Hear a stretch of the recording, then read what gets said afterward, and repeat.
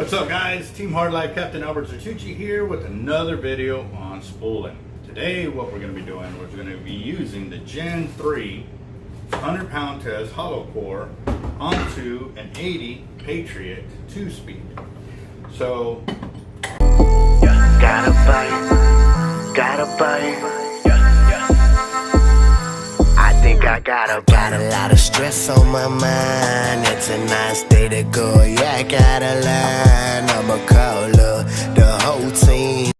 with the different libraries of spooling all the different kinds of reels and stuff like that, when they come out with a new line, well, obviously we're going to go through the checks of finding out, is it comparable to the other lines on the market? Is it better? Is it worse? Is it give you the line capacity?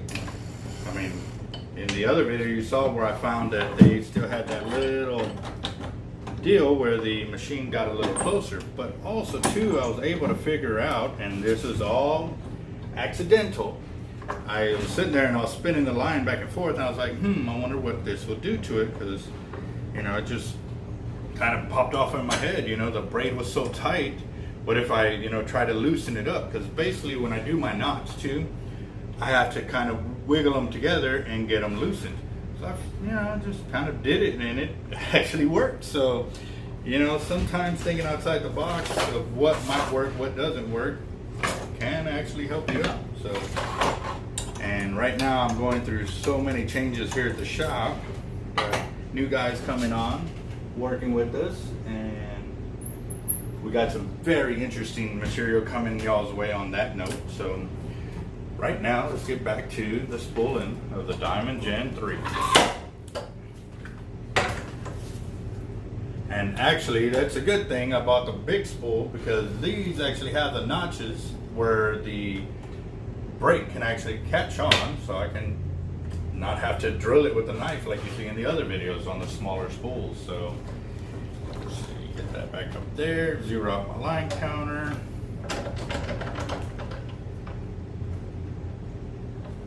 Alright, so here we go.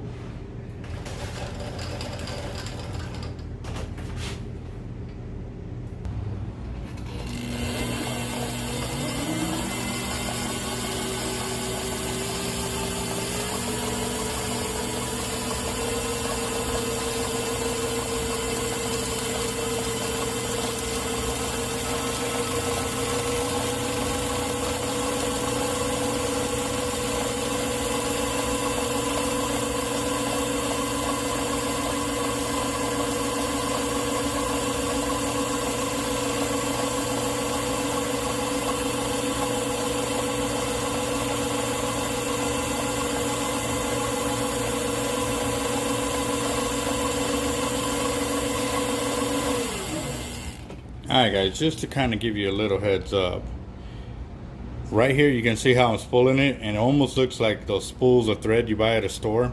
And right here, that's where it really helps me to build up the line capacity on the reels and get it started from there, because your center of your spool is your smallest point of the whole reel. That's where a lot of line doesn't get stacked on, but by doing this, it helps me get a little bit more. And as you can see over here, I kind of jumped over a little bit. So I'm going to fill that in and then get it done. You can see it over here down to the bottom where it's a little bit concaved in comparison to over here. But once I come this way, I'm going to fill that in and then try to get it lined up so it's straight across. So let's see if we can do that real quick while I'm in zoom in mode.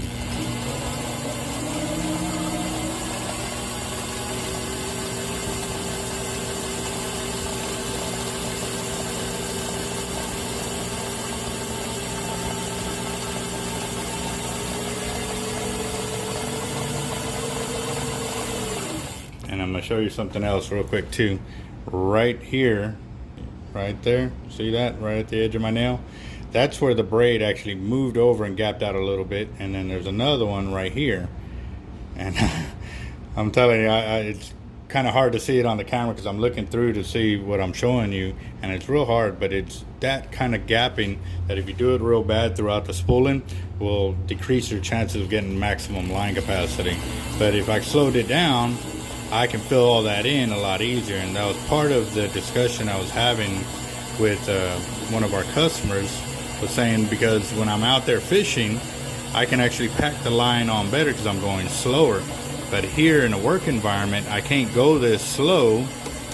I have to go at a faster rate of speed only because the timing is everything. I can't be doing this, you know, taking 45 minutes to spool up one reel. It doesn't help me as a shop owner. So I have to go at a higher rate of speed to get it done and to fill it all in. But also too, you'll notice that it kind of kicks backwards, and I really try not to fight it too much. And the reason being, because you keep sitting there fighting it, you'll pile up line on that one little area where you can just come back over like I just did right there and then fill it in.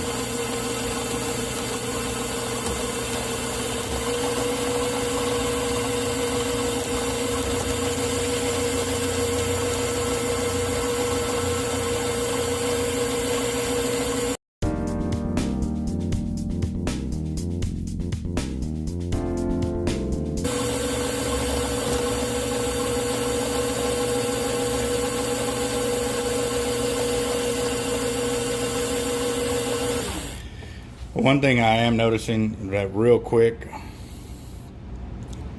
it is a hollow core, and you can see where it's flat, but still it's so small that it almost acts like a solid braid. I've noticed that real quick. It doesn't sit real flat. So that may eat away at our line capacity. So this will give you a really good idea of what the line capacity will do if it's not sitting right.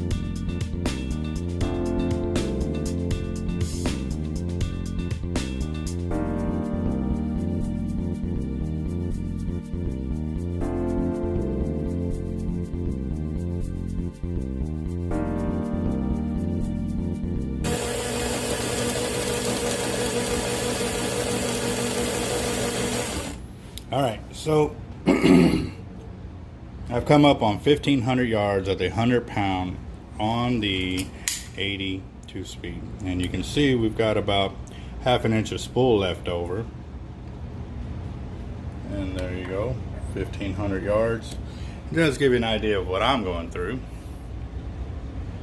See all the sweat? I mean, this is, I keep my shop at about 72 to 75 degrees, and even with the machine, it still makes, you know, it's work. We've got to sit here and guide it and hold the footing and, you know, hold the pedal going and stuff like that. So on everything, spooling a reel is just spooling a reel. It takes work, so.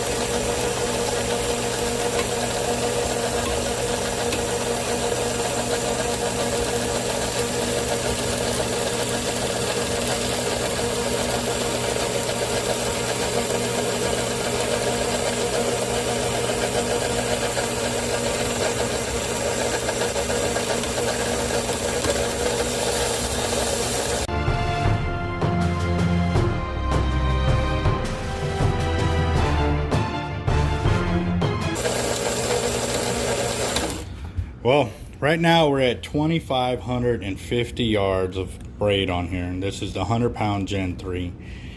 And it looks good on the reel, it's pretty, but it's not the line capacity if you're looking for it to go with. And this is the 100-pound test. Wow. So I'm going to continue going, fill it up, and then we'll be able to see exactly how much it takes.